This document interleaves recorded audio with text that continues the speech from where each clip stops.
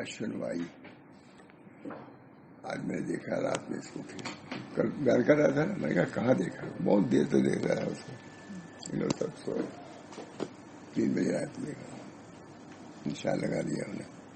کل مارا تھا نہیں لے آ سکے تھے. 3 سال 3 بجے الحمدللہ. بینائی اور شنوائی. بڑھاپے میں 2 چیزوں کے اندر کمی زیادہ ہوتی ہے، بینائی میں یا شنوائی میں. جب شنوائی نہیں ہوتی تو نہیں سنتا، چاہتا ہے کہ وہ سنے، اور سننے کی طاقت نہیں، تو اس کی وجہ سے آپس میں اختلاف بھی ہوتا ہے. اس بنا پر اللہ تعالیٰ ان دونوں کو بھی حفاظت فرمائے. سب کے لیے دعا ہے.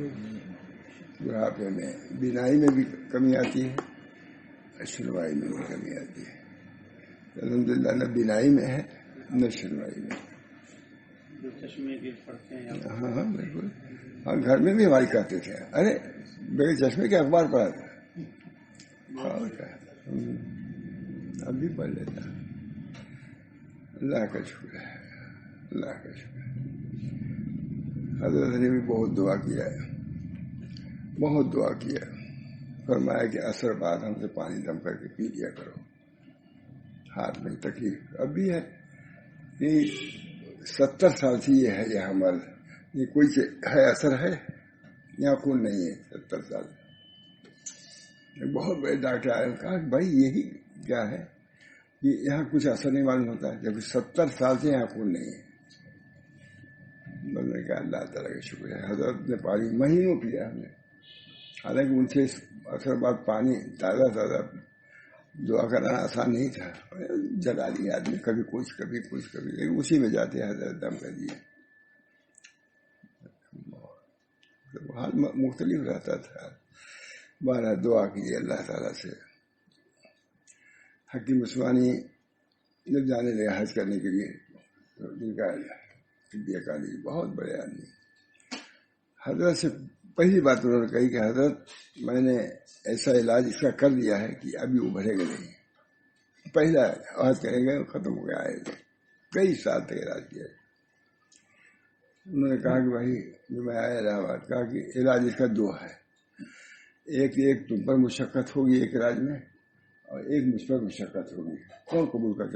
میں مشقت بہت برداشت کر چکا ہوں، اب آپ کیجیے. مجھ سے بول رہا تھا، پھر کہا نہیں ٹھیک. کئی سال تک علاج کیا اللہ کے. چلتے جلاتے حضرت سے کہا کہ حضرت مطمئن رہیے، بڑا دعا کیجیے اللہ تعالیٰ سے. سبھی کے لیے دعا کرتا ہوں. صحت بہت بڑی نعمت ہے. اسباب ہدایت میں پہلا درجہ صحت کا ہے. صحت رہے گی تو آدمی بہت کام کر سکتا ہے.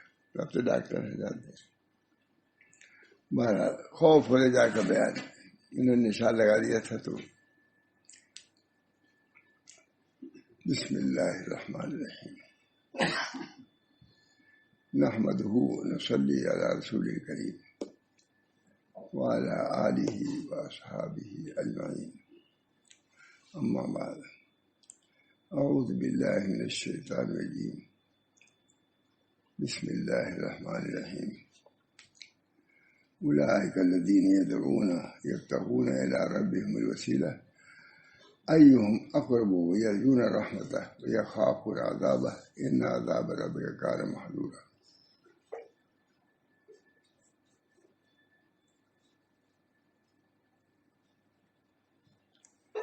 فرما رہے ہیں کہ وہ ہستیاں، شروع سے اس کے رب کے لیے لکھ رہے ہیں، وہ ہستیاں جن کو یہ لوگ اپنی حاجت روائی اور مشکل کشائی اور وسیلہ جوئی کے لیے پکارتے ہیں،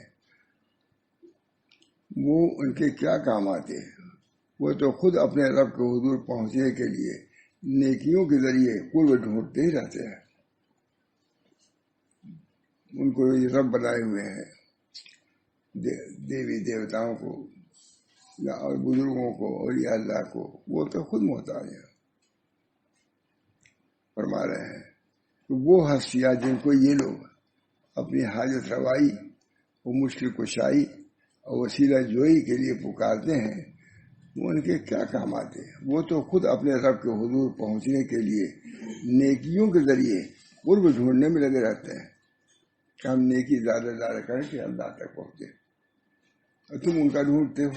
وہ جن اعمال کے قرب کے لیے ڈھونڈتے ہیں، تم کو بھی وہی اعمال اختیار کرنا چاہیے جب وہ خود محتاج ہیں اعمال خیر کے اللہ تعالیٰ تک پہنچنے کے لیے۔ تو ان تک پہنچنے کے لیے کیا کرو گے؟ تم بھی اصالتاً وسیلتاً نہیں، اصالتاً خدا تک پہنچو۔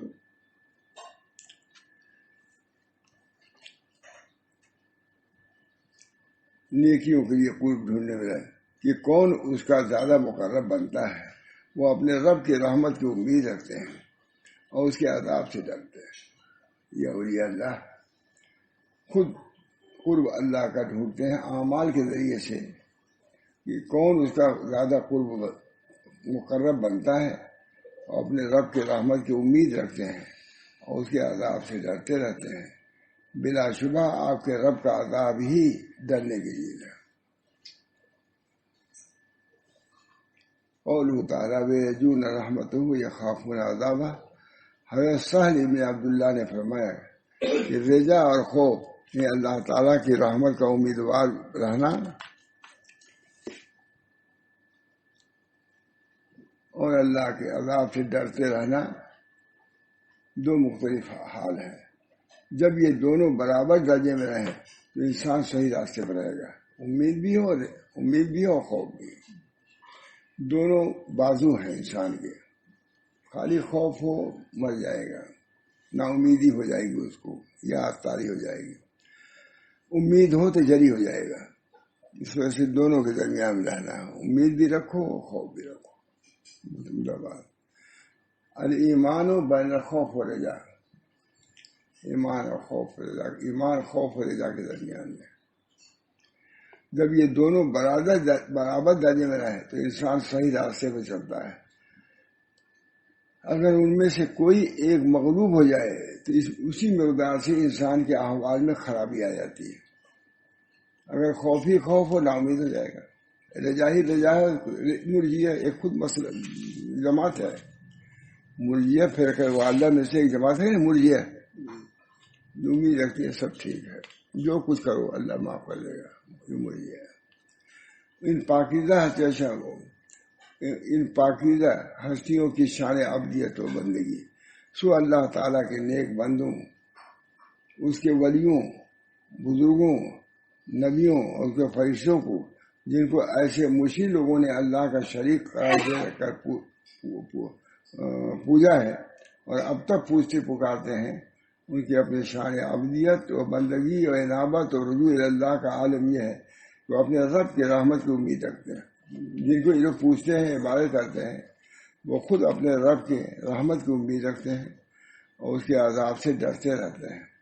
تو جب ان پاکیزہ ہستیوں کا اپنا حال یہ ہے تو پھر وہ تمہارے لیے حاجت روا اور مشکل کشا کیسے بن سکتے ہیں؟ ان کا کوئی اختیار نہیں، وہ اللہ کے بندے ہیں، اللہ کے اختیار میں ہیں۔ ان کو اختیار ایسا نہیں سپرد ہوا ہے کہ جو چاہیں کریں۔ دعا ہے، انابت ہے، امید ہے، دوسری بات ہے، مگر ان کو اختیار کلی نہیں ہے۔ پھر وہ تمہارے حاجت روا و مشکل کشا کیسے بن سکتے ہیں؟ خوف و رجا ہی دو بنیادی تقاضے اور اہم مظہر ہیں عبادت و بندگی کے۔ امید و رجا سے کہتے ہیں خوف و رجا دو بنیادی تقاضے اور اہم مظہر ہیں عبادت اور بندگی کے۔ امید و رجا سے عبادات کی کثرت نصیب ہوتی ہے، امید و رجا سے عبادات کی کثرت نصیب ہوتی ہے، اور خوف سے معاصی اور ذنوب سے حفاظت ہوتی ہے۔ امید ہے جنت کی، آدمی اعمال زیادہ کرے گا۔ ڈر ہے تو کیا گناہوں سے بچے گا، خوف رکھے گا، معاصی سے باہر کا ہے۔ اس ارشاد سے واضح فرمایا گیا ہے یہ پاکیزہ اور مقدس ہستیاں جن کو یہ لوگ اللہ تعالیٰ کا شریک اور حاجت روا اور مشکل کشا قرار دے کر پوچھتے پکارتے ہیں، ان کا حال یہ ہے کہ وہ ہر وقت اللہ تعالیٰ کے قرب کی طلب میں سرگرم رہتے ہیں اور وہ اپنے رب کی رحمت کی امید رکھتے ہیں اور اس کے عذاب سے ڈرتے رہتے ہیں۔ اور ڈرے کیوں نہ کہ وہ تمہارے رب کا عذاب ہی ایسی چیز ہے کہ اس سے ہر کوئی شخص ڈرے.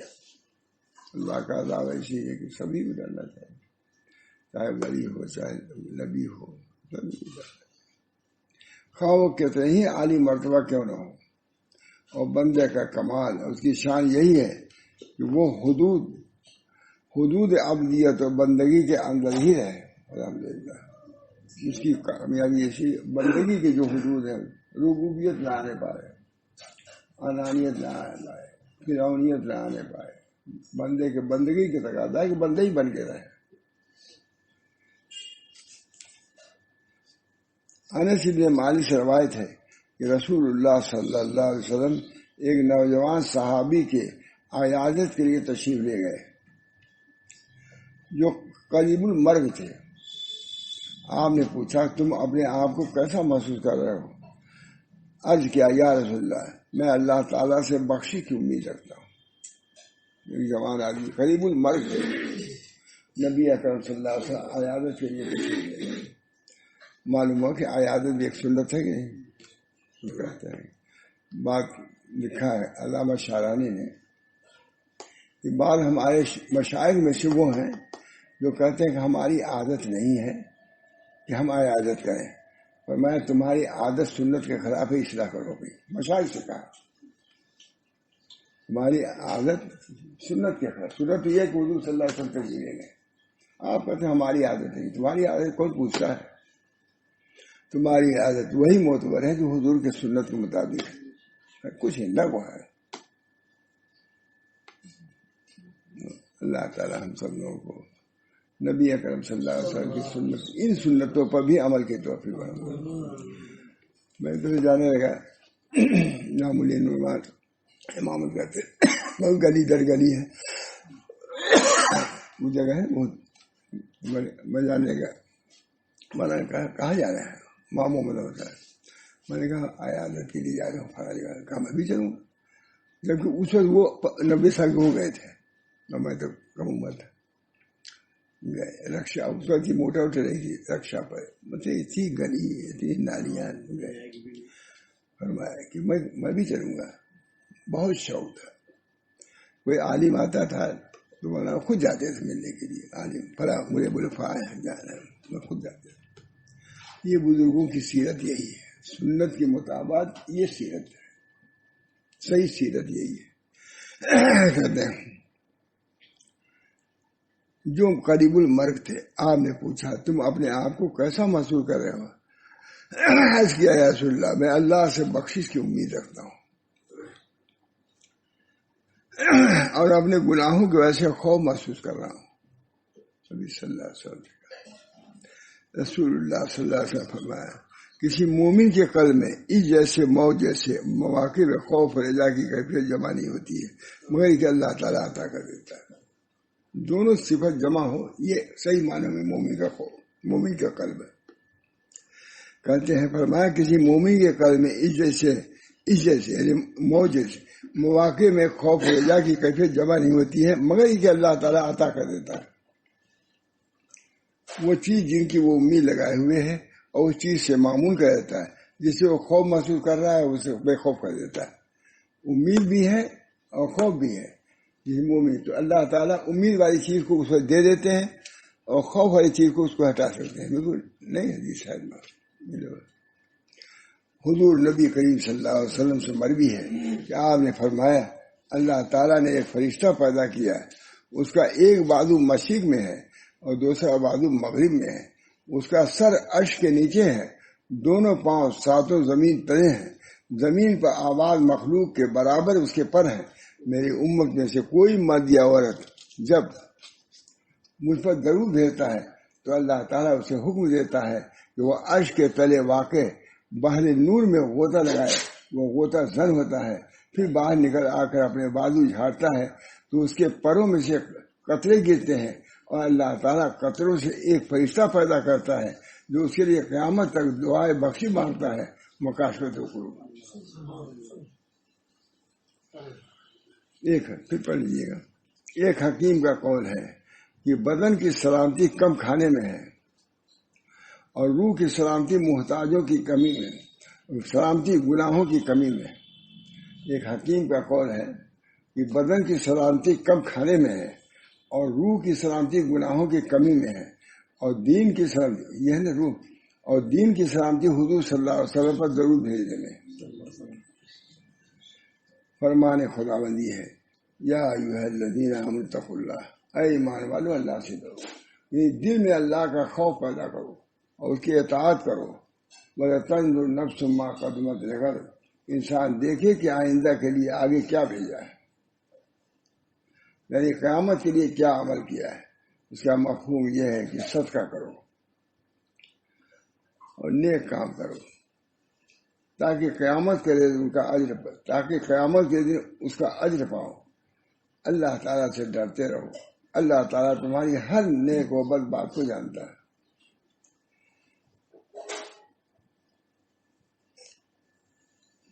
قیامت کے دن فرشتے، زمین، آسمان، دن اور رات سب گواہی دیں گے۔ قیامت کے دن فرشتے، زمین، آسمان، دن اور رات سب گواہی دیں گے کہ ابن آدم نے یہ نیک کام کیا یا برا کام کیا، سب گواہی دیں گے۔ سب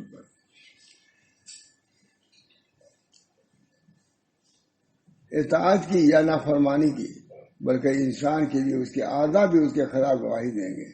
ایماندار اور زاہد انسان کے حق میں زمین گواہی دے گی، چنانچہ زمین یہ کہے گی کہ اسے میری پشت پر نماز پڑھی ہے، یہ گواہی دے گی۔ ہم حضرت گئے، میں کیسے گئے، اسٹیشن گئے، بڑے اسٹیشن پر، فرمایا کہ آؤ دور کا نماز پڑھ کیا جائے، ہاں یہ گواہی دے گا۔ بہت سے ہمارے ایسے واقعات حضرت ہوئے، بہت ہے، اور کسی کے ساتھ ساتھ ہی نہیں رہتا تھا کسی کا، تو 5-6 گھنٹے کے لیے الگ ہوتے تھے 11 بجے رات سے، بلکہ تہجد وہ بھی بلاتے تھے 11 سال۔ یہ مجھے بہت پسند ہے، یاد ہے مجھ کو، گئے تھے، یہی وقت تھا اسٹیشن پر۔ اب کسی کو لینے گئے تھے، دینے رہے، آئے نہیں، کیا ہوا، اسٹیشن پر فرمایا کہ آؤ پڑھ لیا جائے 2 رکعت، یہ گواہی دے گا، اسٹیشن گواہی دے گا، پلیٹ فارم گواہی دے گا۔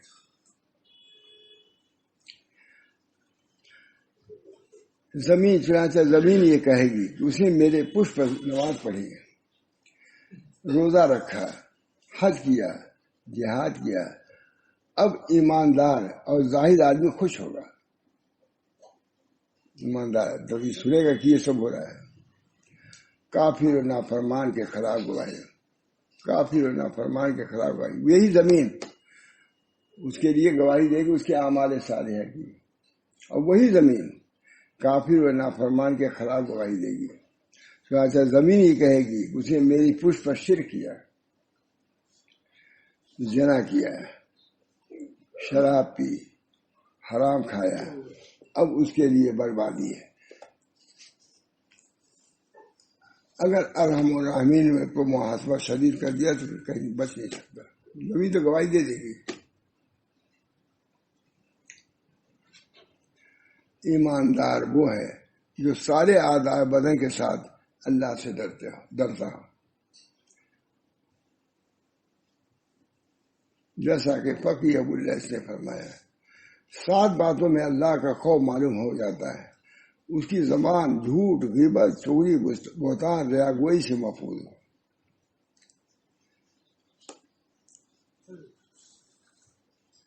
اور ذکر اللہ، تلاوت قرآن مجید، علوم دینی کرنے میں مصروف رہے، اس کی زبان جھوٹ، غیبت، چغلی، بہتان اور ریاگوئی سے محفوظ ہو۔ اور ذکر اللہ، تلاوت کلام مجید، علوم دینی حاصل کرنے میں مصروف ہو۔ اس کے دل سے عداوت، بہتان اور مسلمان بھائیوں کا حسد نکل جائے، اس لیے کہ حسد نیکیوں کو کھا جاتا ہے، جیسا کہ خود نبی اکرم صلی اللہ علیہ وسلم نے ارشاد فرمایا، الحسد یاکل الحسنات کما تاکل نار الحطب، حسد نیکیوں کو کھا جاتا ہے جیسے آگ لکڑیوں کو کھا جاتی ہے۔ آگاہ رہیے کہ حسد دل کے بدترین امراض میں سے ہے. آگاہ رہیے کہ حسد دل کے بدترین امراض میں سے ایک مرض ہے، اور امراض دل کا علاج صرف علم و عمل کے ساتھ ہی ہو سکتا ہے. صحیح علم ہو دین کا اور عمل، تب علاج ہوگا. یہ ڈاکٹروں سے نہیں ہوگا، ڈول بڑھا دیں گے.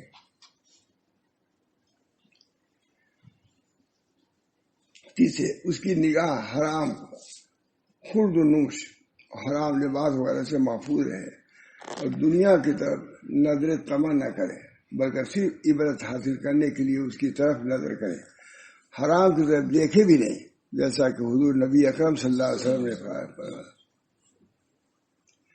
جس نے اپنی آنکھ کو حرام سے بھری، اللہ تعالیٰ قیامت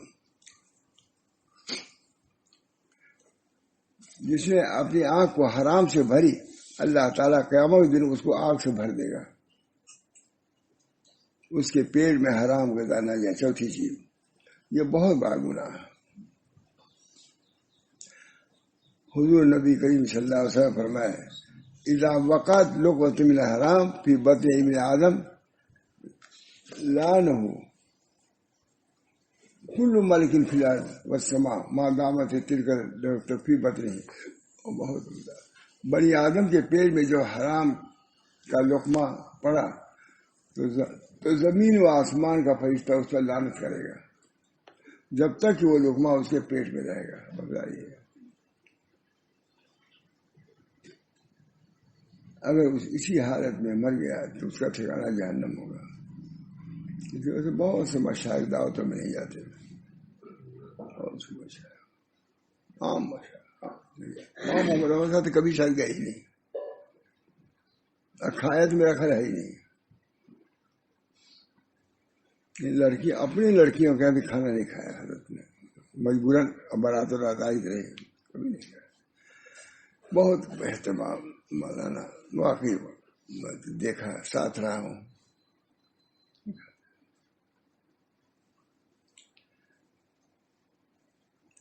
اس کا ہاتھ حرام کی طرف نہ بڑھے، بلکہ اسے اپنی وسعت تک اللہ تعالیٰ کی اطاعت کی طرف بڑھائے.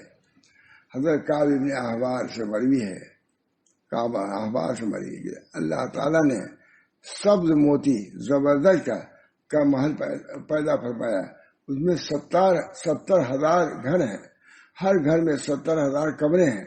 اس میں وہی آئے گا جس کے سامنے حرام پیش کیا جائے اور صرف اللہ کے ڈر سے اسے چھوڑ دے، وہ کھانا گھر اس کے لیے ہوگا.